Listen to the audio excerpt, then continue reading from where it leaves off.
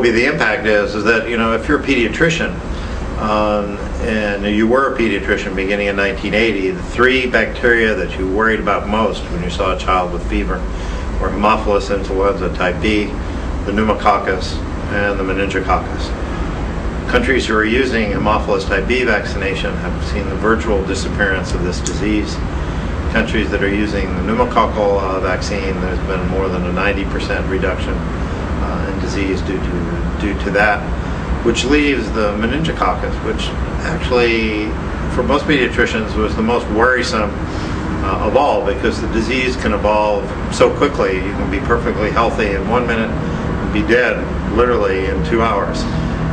So for something that evolves that quickly, you know, more quickly than you can treat it, obviously the best approach is to prevent it.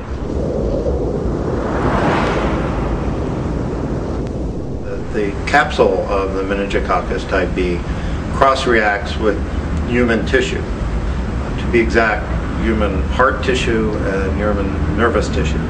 So even if you induced antibody, you would run the risk of causing serious disease, heart problems or neurologic problems in a potentially relatively high percentage of individuals who receive the vaccine. So that would be dangerous. Because the disease, although it's very severe, is relatively uncommon.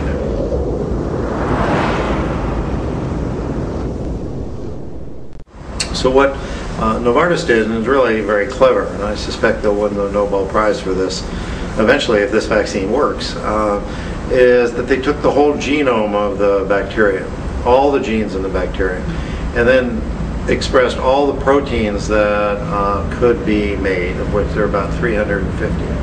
And then look to see which of these were on the surface of the bacteria, because if they're not on the surface, an antibody to that really can't kill or get at the bacteria. And there are about 30 of those that existed, and then they took by testing these in mice, were then able to identify the 3 that were the most immunogenic, that provided the broadest protection, and then combine that again with the outer membrane vesicle that's been used in other vaccines in Cuba and other areas where it has worked, and that's really the vaccine.